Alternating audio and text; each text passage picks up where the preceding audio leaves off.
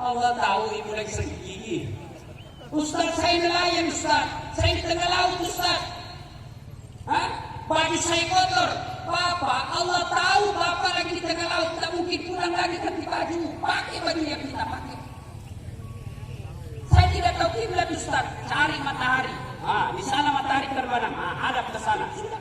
Tiba-tiba lagi sholat di perahu, goyang perahu. Tahu satu goyang juga begini. Apa lagi? Tidak ada masalah. Boleh tidak sholat. Satu, belum balik. Ibu-ibu belum pernah haid, boleh tidak sholat. Bapak-bapak belum pernah mimpi basah, boleh. Adik-adik yang suka, aku sudah balik. Ada yang tanya saya, Ustaz, bagaimana hukumnya mimpi basah di siang hari anak muda? Sah tidak puasanya? Sah. Ya, dengan catatan begitu kalian bangun langsung pergi mandi. Ya, kalau mimpi basah siang hari, kalau mimpi. Kalau kau kreatif sendiri batal. Makanya kau menikah cepat. Yuk apa saudara-saudara sekalian? Jaga sholat kalian. Yang ketiga, kata Nabi, ummati, ummati, ummati, umatku, umatku. Begitu cintanya Nabi kepada kita.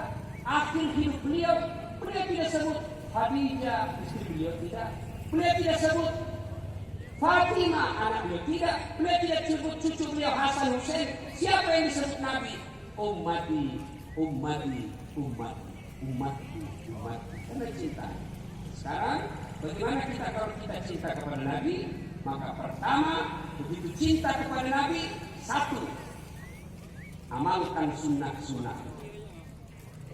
Sunnah apa yang paling dianjurkan oleh Nabi? Sholat berjamaah. Alhamdulillah di Banda Aceh ini, di mana-mana saya lihat masjid ramai kalau subuh. Luar biasa. Penuh masjid Pak kalau jamaah. Apalagi kalau subuh. Penuh. Sampai di luar. Tidak ada di dalam. Ada masjid orang tua yang sudah buka sekarang firman. Lomba batu. Nah itu orang tuanya kalau subuh-subuh. Tidak ada semua subuh. Baunya angin, baunya kolak. Tidak ada anak muda dalam masjid. Datanglah sholat jamaah. Kenapa orang malas sholat jamaah di masjid? Kata Nabi, satu, karena dia tidak tahu pahalanya. Tahu pahala berjamaah, adik-adik. Kalau balik ke masjid, itu ada menara. Ke masjid, wudhu dulu, lalu ke masjid, kata Nabi, melangkah kaki kanan, satu pahala. Melangkah kaki kiri, gugur dosa kecil. Jadi kalau rumah 300 meter ke masjid, PP 600 meter. Berapa langkah kaki, berapa pahala, berapa dosa yang didapat. Apalagi kalau bapak jalan begini. Langsung sampai banyak sekali pahalanya. Ustaz, bagaimana kalau di mobil? Alhamdulillah 4 rodanya dikali 4.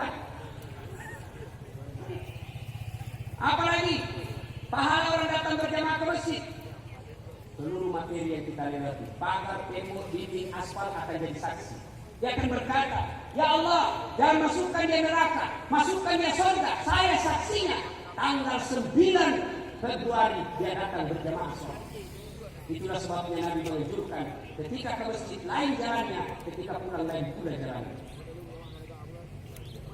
Dan ketika pertemuan berjamaah, kalau hujan, basah baju atau gerimis, basah bajunya, baju yang basah itu akan melindungi kita dari sentuhan api neraka.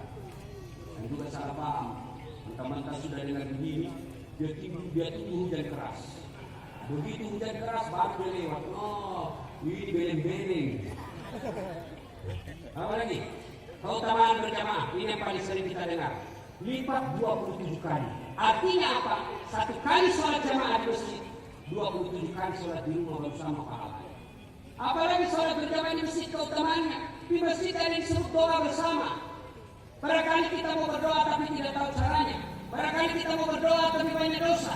Tapi di masjid yang mimpin doa, alim ulama, soleh, ada anak yatim piatu, fakir miskin teraniaya, imam yang mimpin doa, anak-anak yatim di belakang mengucapkan amin, maka semua doa dalam masjid dikabulkan Allah. Ayo datang berjamaah di masjid. Apalagi keutamaan berjamaah di masjid. Di masjid insya Allah lebih khusyuk. Beda kalau di rumah banyak gangguan. Kita lagi sholat, anak berputar lagi. Kita lagi sholat, tiba-tiba kucing lewat dan ikan tidak ditutup.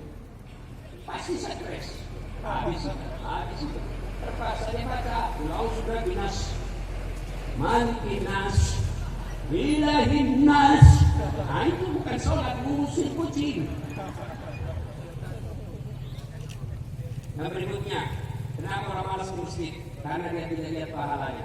Coba kalau wakil bupati dibuka di sini, siapa yang datang berjamaah di masjid maka diberikan pulsa 200.000, beras 50 kilo. Saya yakin sholat subuh jam 4, setengah 3 sudah penuh masjid. Kenapa dia lihat pahalanya? Maka saudara-saudaraku datang berjamaah di masjid. Banyak kemuliaan yang kita dapat. Penyebab yang ketiga orang malas ke masjid, manajemen masjid tidak bagus. Saya tidak tahu kalau di bandara. Sekarang banyak masjid senang saldo kas 100 juta. Bangga panitianya kalau saldo kasnya 100 juta. Salah. Jangan simpan duitnya orang. Jadikan makanan panganan pagi kau buka bersama ketika Senin dan Kamis. Jangan simpan di saldo. Ketika saldo disimpan, maka jalan amalnya orang terhambat. Namanya amal jariah kalau dia jadi tegel, amal jariah kalau dia menjadi pipi, amal jariah kalau dia menjadi lampu. Tapi kalau dia hanya jadi saldo, tidak ada amal yang didapat. Nah, kalian yang bertanggung jawab yang pegang duit masjid, hati-hati. Ini saldo kas 100 juta, kita mau kencing jarinya. Masih baik kalau kencing Pak, masih bisa kita kasih. Selesai. Masih bisa kita pakai kipas angin. Agak ada penting. Anak muda, jangan kasih ke ibu-ibu. Ini. Kalau kalian pergi jalan, tidak ada air, ambil daun 3 lembar. Daun 3 lembar. Gimana caranya? Begini, jangan kasih lihat ibu-ibu. Gini cara bersihkannya. Gosok ke bawah, 1. Ambil lagi daun kedua, gosok ke atas. Ambil lagi daun ketiga, gosok ke bawah. Jangan begini, bos.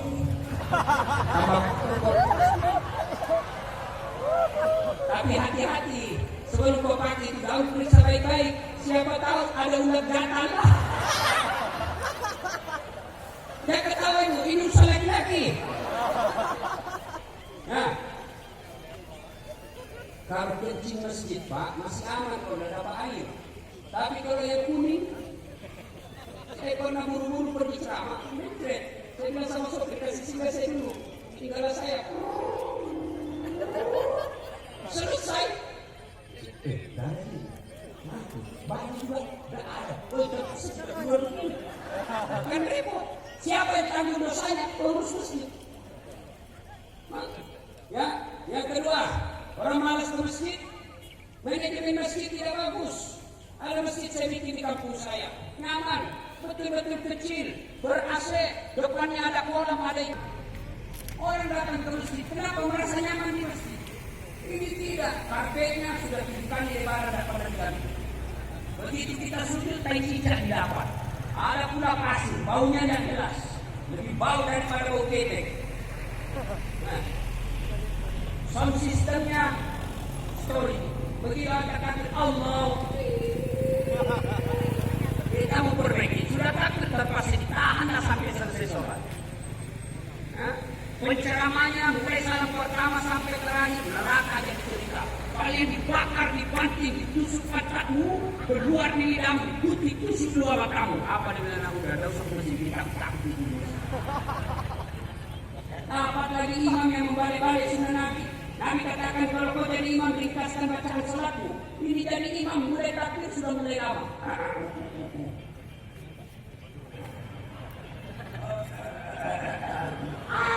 Tiga langkah tapi selesai.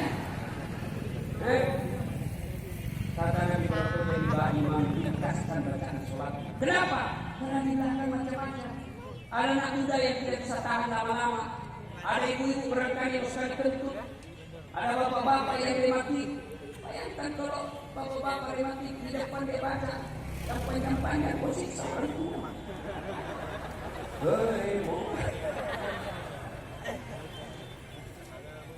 Barangkali ada Satpol PP pakai sepatu baru, dia lupa sifat baik-baik. Ini sudah sepatu saya ini. Lama betul ini memang. Ini sudah sepatu saya. Yang kedua kata Nabi, kalau menjadi imam, baca yang umumnya orang hafal. Tujuannya apa? Supaya